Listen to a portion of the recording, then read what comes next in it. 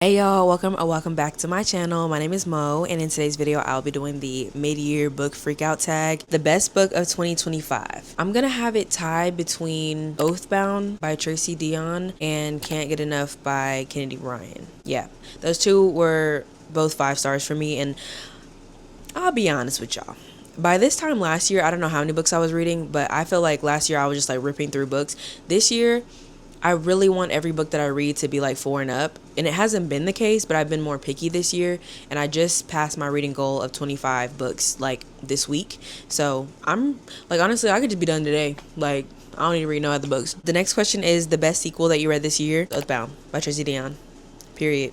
Thank you. New release that you haven't read yet, but you want to. It's the prequel, another prequel of the Hunger Games series. The first one, The Ballad of Songbirds and Snakes, but now there's this one with Hamish Abernathy's point of view. What is that called? It is called Sunrise on the Reaping by Suzanne Collins. I want to read that. I love the cover because it's purple. And I don't know, I'd prefer to have read Hamish's book way more than, what's his name? Snow. Yeah, we don't even talk about that though. That's in the past. Let's see here. The next question is most anticipated release for the second half of 2025. I have 2. It is the 4th Witchlings book by Claribel A. Ortega. It's called Scepter of Memories. It's supposed to be coming out September 16th of this year, 2025. And then also Sweet Heat. It is the 2nd book in the Honey and Spice series by Bolu Babaloba. Sorry. Bolu Babalola. Sorry. Now I feel like I gotta do that all over again. I'm sorry, girl. Okay. And then the other book that I want to read is Sweet Honey. It's the 2nd book in the Honey and Spice series by Bolu Babalola. Why the fuck?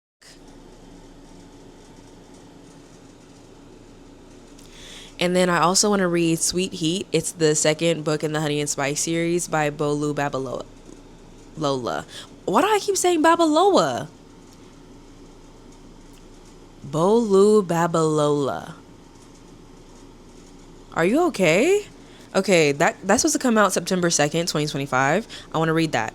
I really enjoyed Honey and Spice when I read it. I feel like it was 2022, 2023. I don't really remember anymore, but I really, really like that book. So I'm hoping I enjoy this one even more. I like the cover. My biggest disappointment. Ooh, I've got two. I got 2 phones. One for the plug and one for the low.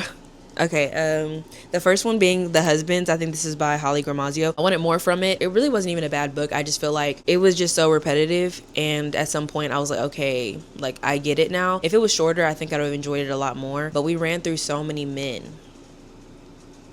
And like, all power to my girl, but it was just like they all started running together. I didn't know what husband we was on. Oh, my other disappointment, Razor Blade Tears by S.A. Cosby. It was my first S.A. Cosby book. I gave it 3.75 stars. And it only disappointed me and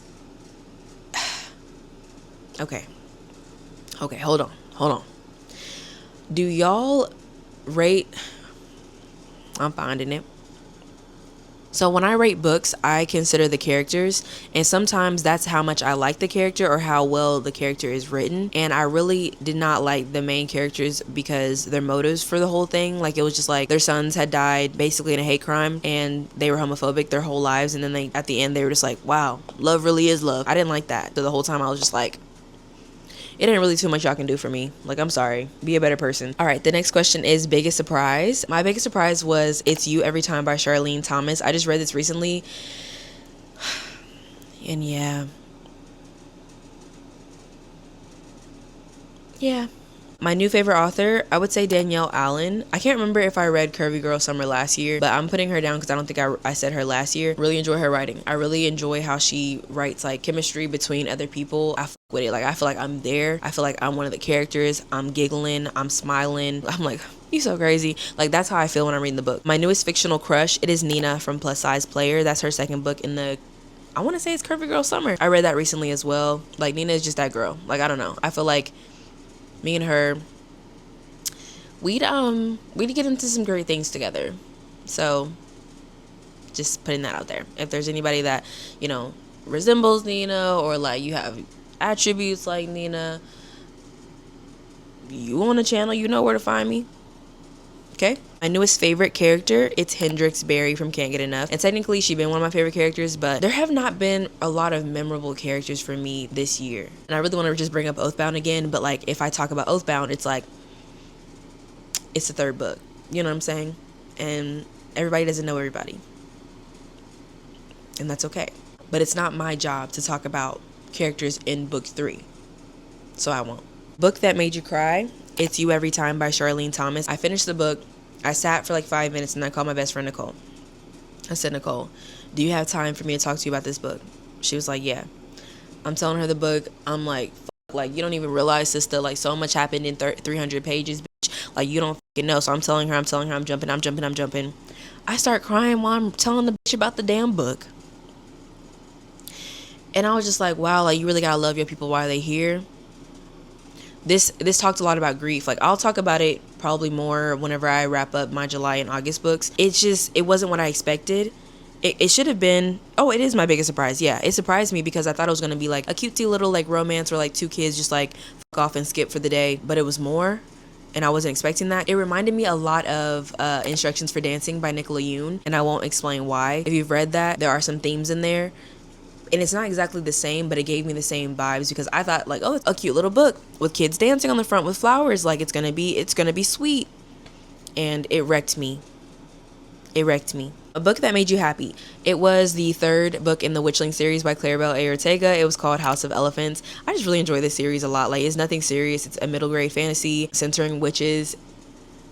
And I love it. There ain't too much to say. Like even whenever I be reviewing the book, like I'm just like, it was just vibes for me. Like I really enjoyed it. The books that I really like, I'm not the target audience anymore. Those books are the books that I wish I was reading when I was the target audience. And it's feeding something internally. Next question is the most beautiful book that you've bought this year. It was Can't Get Enough by Kennedy Ryan. And then the most beautiful book that I've read that I didn't buy, it was Everyone's Thinking It by Alima Omatoni. I really enjoyed this cover so much. Like it really reminded me of fall. The girls on there were gorgeous. Hello, Salem. Do you have anything to say to the people? Excuse me, sir. Do you have any time to talk about your extended warranty? Oh, bless you. On the mic. Can someone get this jig away from me?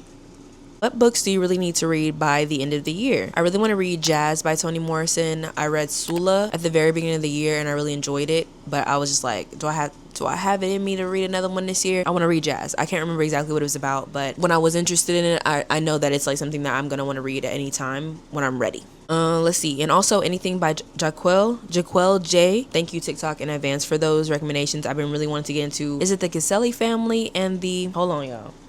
Hold on, because I hate to get on here and lie, but I'm ready to get more into my urban fiction bag. Like I be getting in it every once in a while, but like I really need to like, oh, Delgado family and the oh, it is Caselli, the Caselli family and the Delgado family. It's like a bunch of books interconnected and all that with all like these siblings and couples, and I love shit like that. Based off of how I read The Eisenberg Effect by Gray Huffington, in the Danger series by India Carter, and then recently I've been reading The Product of the Street, Union City by E. Bowser. All of those are like a lot of siblings and romance and group dynamics, and I really enjoy shit like that. I like when things are connected, but only whenever I actually read them in order and close to each other, because when I just forget, sometimes it just like ruins the whole thing. Oh, this is a question that I'm adding. It is series that you need to finish. It's called The Fall of the Dragons series by Amber Shin. But he didn't want to talk in front of the microphone, but he talking now. How'd that work? Like, they need to start earning their living. You know what I'm saying? Like, I need cat rent. I read Of Jade and Dragons last June. I gave it 4.25 stars. And the next book, The Blood Phoenix, came out sometime this year. I believe maybe in July. Now he finna bring his messiest, loudest toy in here. I just feel like it's preying on my downfall. The video almost over anyway, like fuck you. Yeah, I really want to read that. I enjoyed it. I don't hear a lot about that series. I don't know if it was a flop. I don't know, but when I read it, I enjoyed it last year, so I'm hoping that the second book is good. I just remember it being a long book, and I think I read the arc. So yeah. So yeah, I really appreciate y'all for watching and making it this far. Thank you so much. This is my third ever mid-year book freakout tag, so I think that's so cool. We've been here for a little minute. If you've been with me since the first one, I really appreciate that. This is your first video of mine. I also appreciate this. So yeah, I'm gonna try to get back on my bullshit and not do no weekly uploads, but I'm gonna try to see y'all at least once a month. If I can't do that, like, hey, you know what I'm saying? Hey, you know what I'm saying? If you know, you know. But, thank y'all. I love y'all. Bye.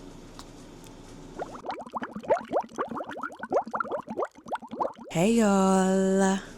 My chick. I feel like making this thing. Mwah. Anyways, hey. If y'all ever think I'm actually like trying to sing on a video, like y'all are never hearing my real voice. It ain't giving like I'm like a hidden artist or nothing like that, but it's like y'all not finna get the best of me either. Yeah.